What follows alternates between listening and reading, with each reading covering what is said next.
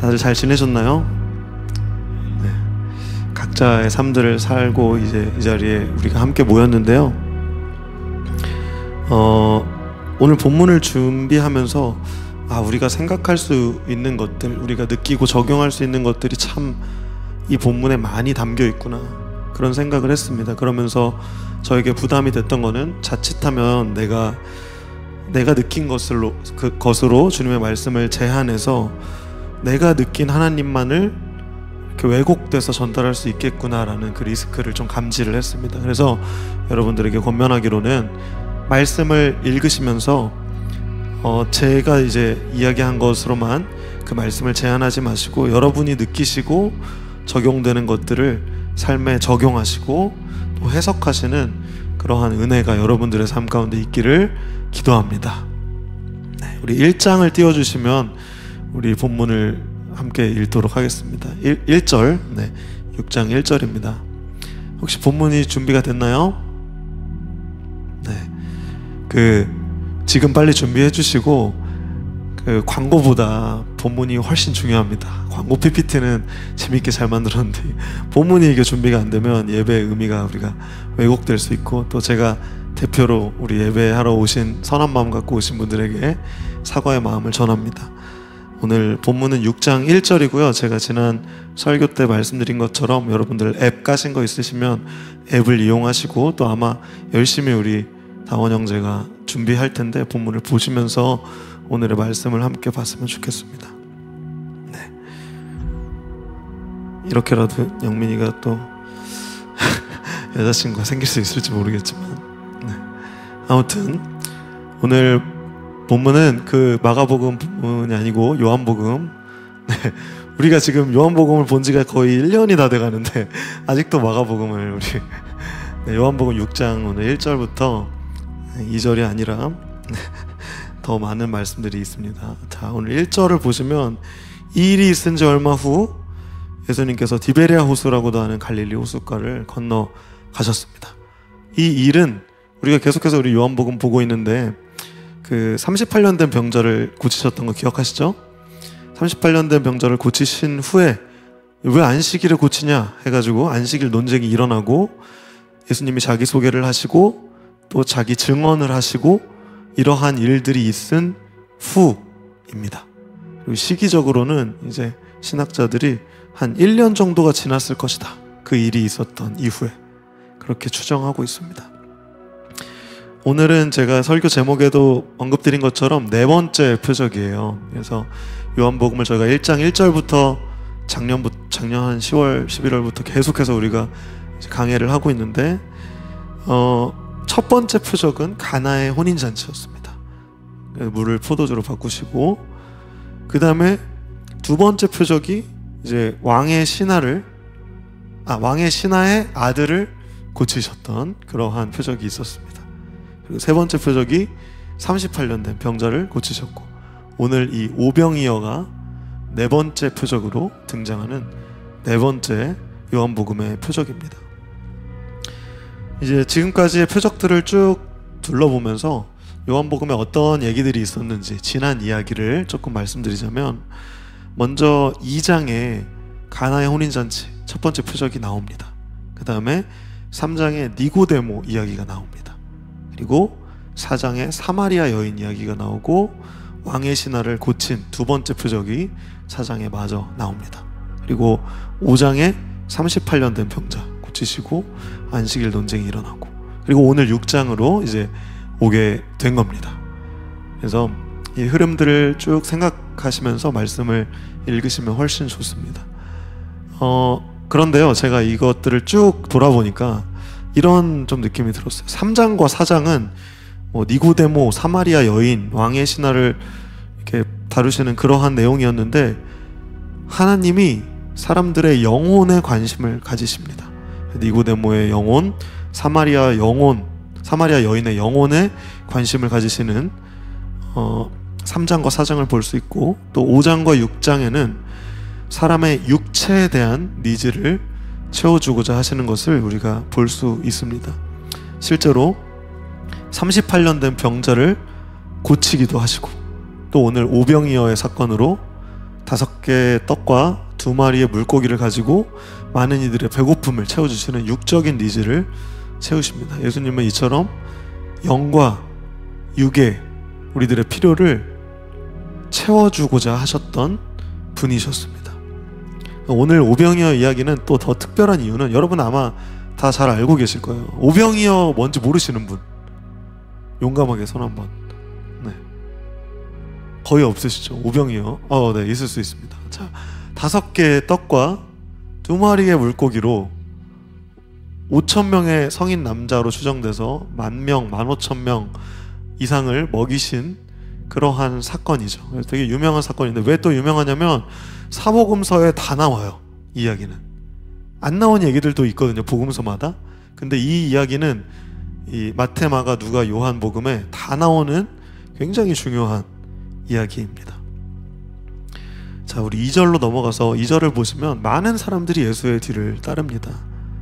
왜냐하면 예수께서 병든 사람들에게 행하시는 표적을 보았기 때문입니다. 여러분, 이 많은 사람들을 보면서 우리 스스로를 돌아볼 수 있습니다. 우리에게 질문해 봅시다. 우리는 왜 예수를 따라갈까요? 우리는 왜 여기 DY 예배에서 하나님을 예배할까요? 이것을 우리 질문하면서 계속해서 말씀을 읽었으면 좋겠습니다. 사람들은 표적을 보았기 때문에 자신의 니즈를 만족시켜 주시는 예수님을 따랐습니다. 그래서 많은 사람들이, 허다한 사람들이 예수님의 뒤를 따랐습니다. 그런데 사람이 많다고 좋은 것은 아닙니다. 또한 인기가 많다고 해서 그것들이 다 진리는 아닙니다. 누가 모였는지 또 왜 모였는지가 그 모임에서 굉장히 중요합니다. 다시 여러분들에게 질문합니다. 어떤 필요로 여러분 이 자리로 나오셨습니까? 혹시 외로움 때문에 관계를 위해서 나오시진 않았는지, 혹은 나의 이익 때문에 이곳에 온 것은 아닌지, 아니면 나의 습관과 나의 죄책감 때문에 떠밀려서 이곳에 온 것은 아닌지, 지식을 위해서, 그 니즈를 위해서, 또 위로를 받기 위해서, 나의 필요를 채우기 위해서 이 자리에 있는 것은 아닌지 우리 스스로를 돌아봅니다. 네, 계속해서 우리 말씀을 보면 하나님께서 우리의 육체에도, 우리의 육체의 필요, 니즈에도 관심을 가지셨다는 것을 우리는 이 본문을 통해서 계속해서 볼 수 있습니다. 그래서 여기서 이제 예수님의 모습을 보면서 우리도 영적인 니즈뿐만 아니라 육체적인 니즈도 관심을 가져야 한다는 것을 기억하시기 바랍니다. 여러분, 쉽게 설명해서 뭔가 돈 없어서 배고파하는 사람들이 보이면 밥 사주세요. 네. 영적으로만 갈 길을 제시해주지 말고, 또 이렇게 피곤해 보이는 사람들이 있으면 어깨도 주물러 주시고 좀 깨워주시고, 네. 또 토닥토닥 해주시고 응원해주시고, 네.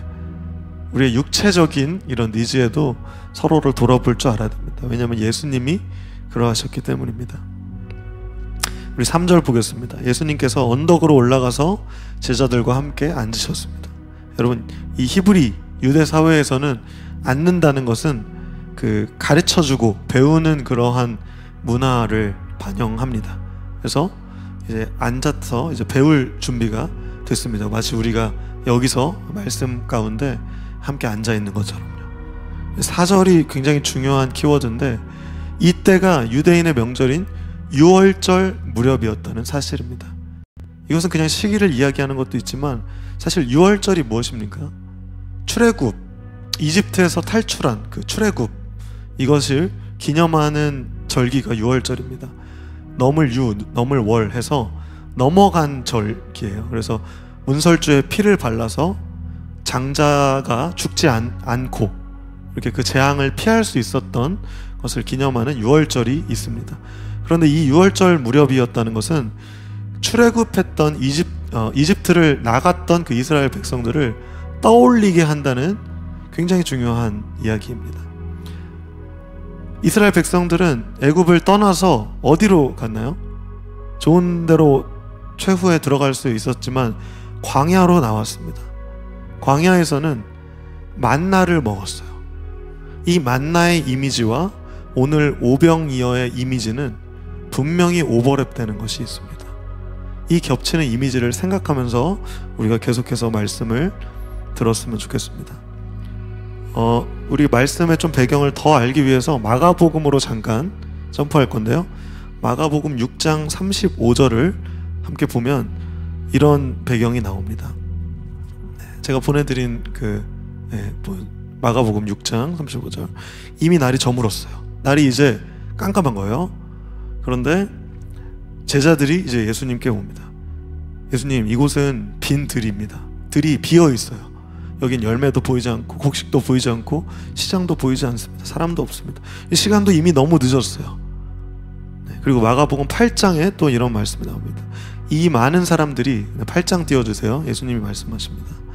이 많은 사람들이 나와 함께 3일이나 있었는데 이제는 먹을 게 없어서 안타깝다.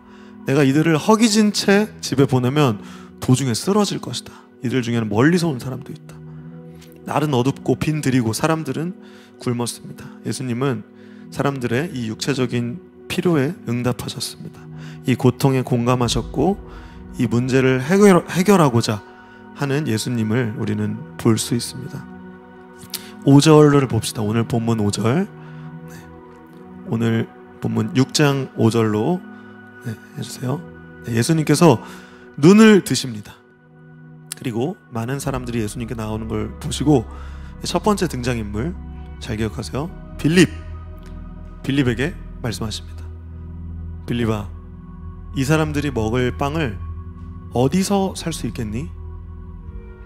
그리고 6절을 보시면 이 질문을 한 이유에 대해서 말씀하십니다.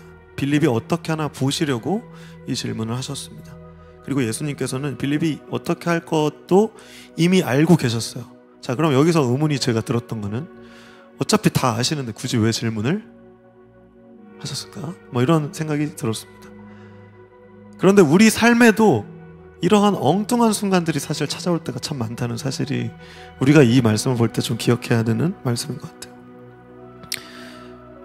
아니, 이미 늦었다고 말씀을 드렸잖아요. 빵 못 구할 것 같다고 부정적인 말씀을 드렸는데 이 먹을 빵을 어디서 살 수 있겠냐고 예수님이 물으시니까 이제 난처합니다. 빌립은.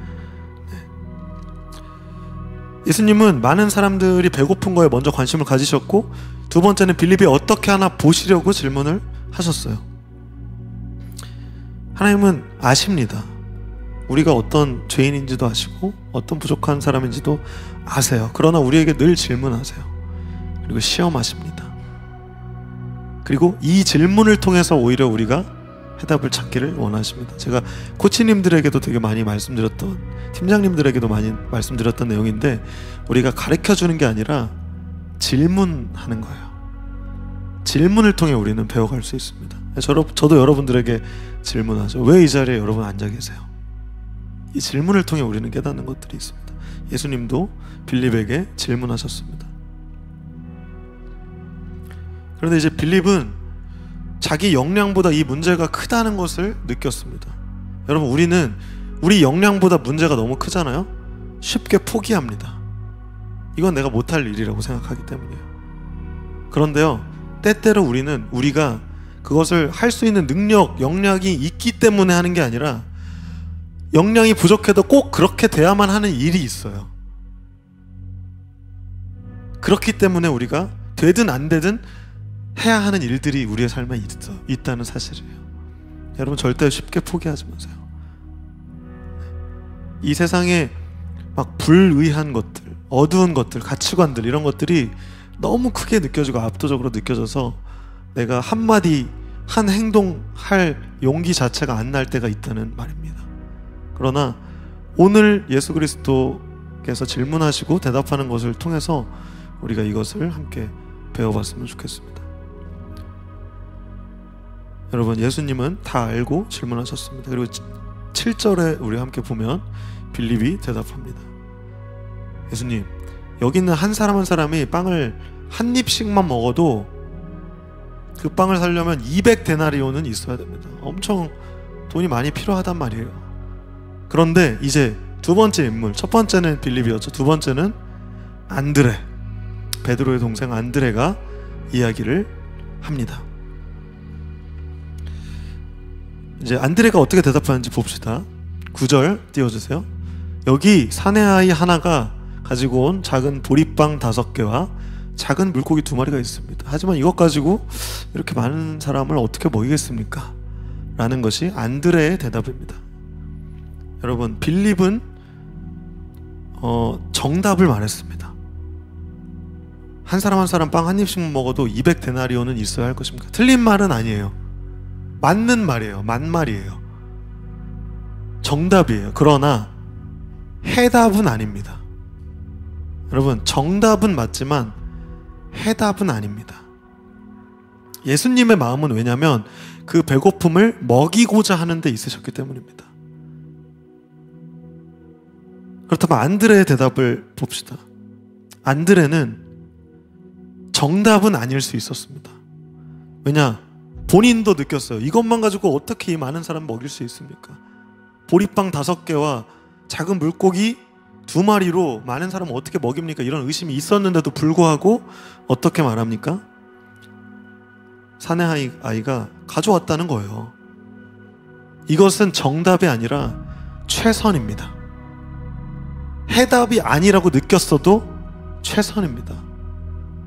여러분, 우리가 이 빌립과 안드레의 반응을 보면서 예수님의 질문에 우리가 이렇게 대답했으면 좋겠습니다. 제자들은 아마 우물쭈물했을 거예요. 어떡하지? 이거 말도 안 되는 상황을 내가 어떻게 해결하지? 의심을 표했을 거야. 근데 안드레는 사실 이성적이고 합리적인 방법은 아니었어요. 그러나 그걸 알면서도 어린아이와 같은 마음으로 어린아이가 가져온 오병이어를 예수님께 알려드리는 거예요. 여러분, 예수님께서는 우리가 다 해결하라고 하신 거 아닙니다. 다 먹이라고, 너네들이 알아서 이거 사서 먹이든지 만들어 먹이든지 알아서 해, 이게 아니에요. 예수님은 우리에게 물으십니다. 우리는 예수님께 알려드리면 돼요. 우리의 최선을 드리면 되는 것입니다. 여러분, 이 빌립식의 믿음 그리고 이 안드레식의 믿음에서 어떤 믿음이 예수 그리스도의 마음에 더 합한 믿음이었는지 우리가 함께 고민해 봤으면 좋겠습니다.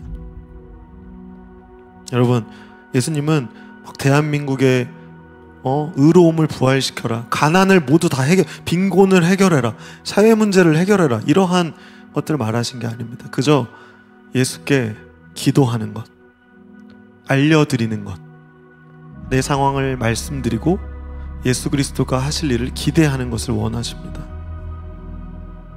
비관적이고 부정적이었던 우리의 믿음들을 다 내려놓고 희망적이고 긍정적인 믿음으로 우리의 최선을 다하는 안드레의 모습을 어쩌면 우리에게 요구하시는 것이 아닐까, 저는 말씀을 준비하면서 생각했습니다.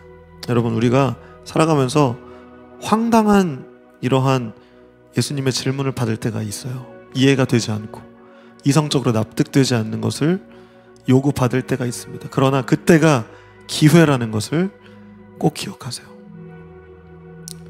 그때 그 질문에 담긴 하나님의 마음을, 하나님의 은혜를 보시는 눈을 가지기를 예수님의 이름으로 축복합니다. 그리고 무엇을 하나님 우리에게 원하십니까? 하나님은 어떤 마음을 가지고 계십니까? 오히려 되묻는 우리가 되어서 주님의 마음을 이해하고 또 공감해서 주님의 일에 동참하는 우리가 되기를 소망합니다. 우리 10절로 넘어갑시다. 10절을 보겠습니다. 예수님이 말씀하십니다. 앉으라고 해라. 앉았습니다. 다들 질서정연하게 앉아서 예수님의 말씀을 듣기 시작합니다. 그리고 예수님이 하시는 것을 보기 시작합니다. 11절 보시면 여기서 이제 우리 성찬식의 모형이 나옵니다. 예수님이 빵을 가지고 감사의 기도를 하신 후 그곳에 앉아있는 사람들에게 원하는 만큼 나눠줍니다. 예수님 물고기도 나눠주십니다. 여러분, 이러한 기적은 사실 예수님만 일으키신 게 아니라 엘리야와 엘리사도 열왕기상과 열왕기하에서 비슷한 기적을 보입니다. 병에 기름이 떨어지지 않고 밀가루가 떨어지지 않는 기적, 그리고 또 엘리사도 마찬가지로 보리빵 20개와 햇곡식을 이렇게 나눠주는, 그런 것들이 구약에 이미 있었던 기적이에요. 왜냐하면 예수 그리스도는 무에서 유를 창조하신 창조자이시기 때문에 이러한 부가적인 것들을 당연히 거뜬히 하실 수 있는 분이십니다. 우리에게는 기적으로 보이겠지만 하나님에게는 당연한 능력입니다. 그런데 이제 어떻게 되는지 봅시다. 12절을 보면 사람들이 오병이어를 가지고 실컷 먹습니다. 그리고 식사가 끝났을 때 예수님이 먹고 남은 거 버리지 마라 말씀하십니다.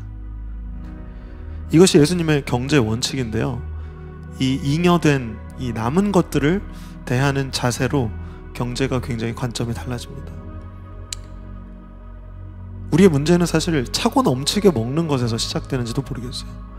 우리의 사유재산 이런 것들이 막 쌓이고 모일수록 우리는 포식하고 낭비하게 됩니다.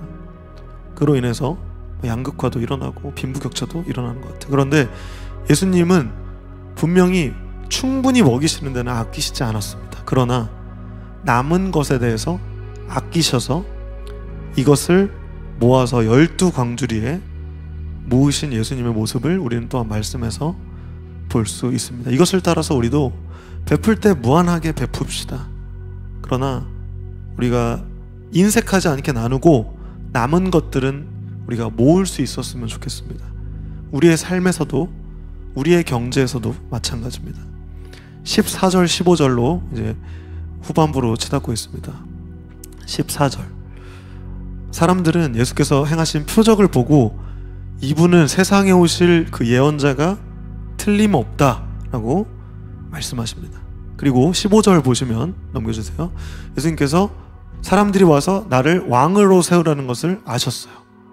그래서 그곳을 떠나서 혼자 산으로 올라가십니다. 여러분, 사람들이 모인 이유는 아까 제가 초반부에 말씀드린 것처럼 자신들의 니즈, 필요 때문이었습니다. 당시의 사람들의 필요는 배고픔이었어요. 이 배고픔이 채워지는 그 기적을 맛보자 이 사람은 우리를 영원히 배불릴 수 있는 사람이구나 하면서 우르르르 따라갑니다. 많은 허다한 사람들이 모였어요. 그리고 또한 이 디베랴에 있었던, 그리고 또 이때 당시에 압제되었던 사람들은 자신들을 해방시켜주고 자신들을 자유하게 하고 내가 원하는 대로 하게 해줄 메시아라고 예수님을 이제는 생각합니다. 그런데 그것이 진정한 메시아가 아니라 나의 니즈를 채우시는 메시아였다는 사실이에요. 나의 배고픔을 채우시고 나의 결핍을 채우시고 나의 니즈를 만족시켜주는 그러한 대상으로 생각했다는 것이에요. 그러나 그것은 그리스도의 길에 대한 오해였습니다. 그리고 예수님은 왕이 되고자 하신 것이 아니셨습니다. 세상의 기준에 맞추고자 하신 분이 아니셨습니다. 그래서 그곳을 떠나서 산으로 올라가신 것입니다. 여러분, 오늘의 이 오병이어 사건은 우리가 다음 주에 이제 성찬식을 할 겁니다. 근데 이 성찬의 모형이 되는 놀라운 사건이었습니다. 그리고 더불어서 이제 6장 하반절에 제가 다음 주, 다다음 주에 걸쳐서 설교하겠지만 생명의 떡은 우리가 먹는 그러한 떡이 아니라 바로 예수 그리스도라는 것을 우리가 말씀에서 볼 수 있습니다. 요한복음 6장 35절 그리고 51절을 보면은 나와 있는데, 요한복음 6장 35절에 나는 생명의 빵이다.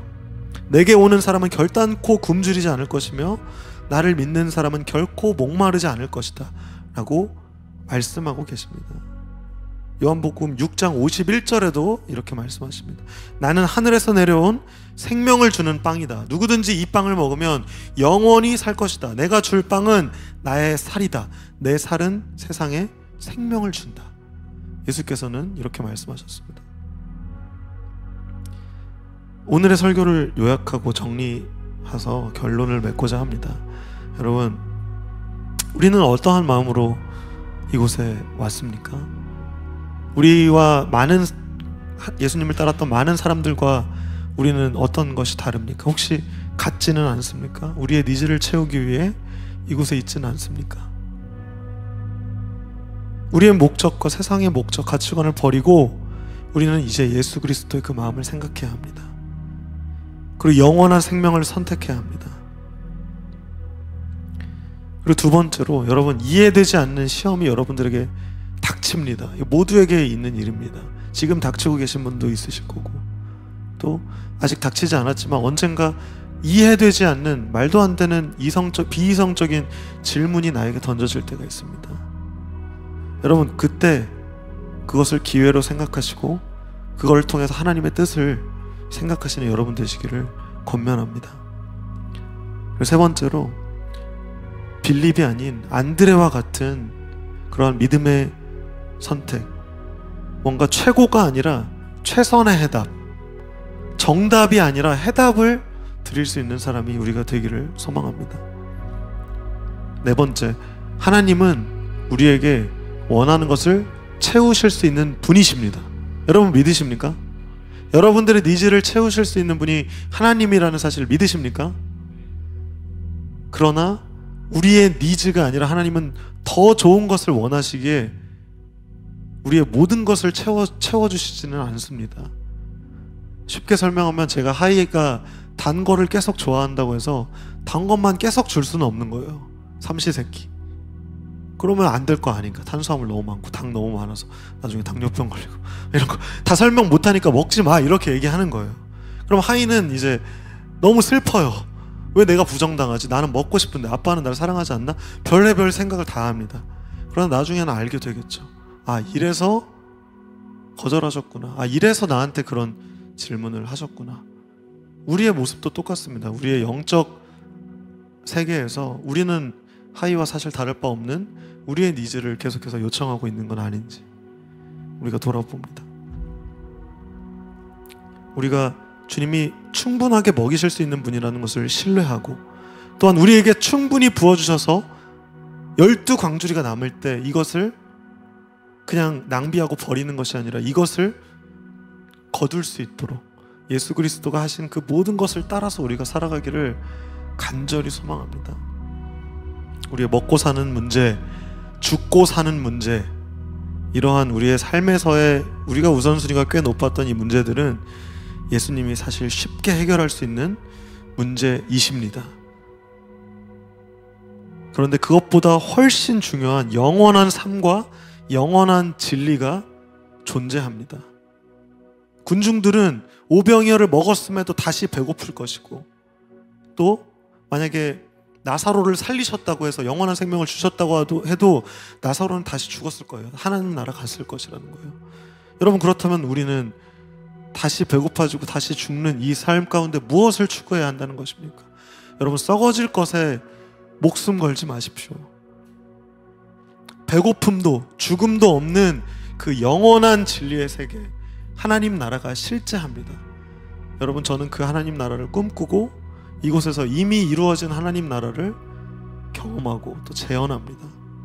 우리에게 허락된 하나님 나라를 바라봅시다. 하나님은 오늘도 우리에게 오병이어를 베푸시고 우리에게 식탁으로 초대하십니다.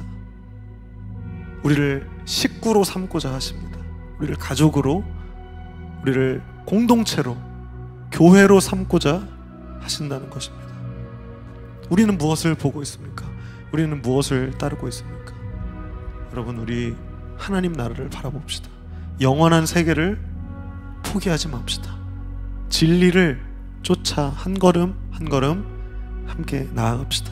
우리는 그저 주님이 베푸신 그 놀라운 오병이어의 기적에 감사할 뿐입니다. 우리의 작은 최선, 오병이어, 우리의 한 끼를 내어드리는 것이 주님의 놀라운 기적을 일으키시는 첫 걸음입니다. 여러분이 이 자리에 함께 하신 것이 이미 기적의 시작입니다. 이미 놀라운 앞으로의 하나님 나라가 이루실 것들의 시작입니다. 여러분, 기적을 사모하십시오. 하나님 나라의 놀라운 것들을 기대하시고 소망하십시오. 우리는 그러므로 인하여서 항상 기뻐하고 쉬지 않고 기도하며 주님의 놀라운 그 영원한 소망을 가지고 하루하루를 살아갈 수 있게 되는 것입니다. 우리에게 일용할 양식을 늘 베푸셔서 우리의 육과 우리의 영혼을 신경 써주시는 예수 그리스도의 그 놀라우신 은혜를 오늘도 찬양합니다.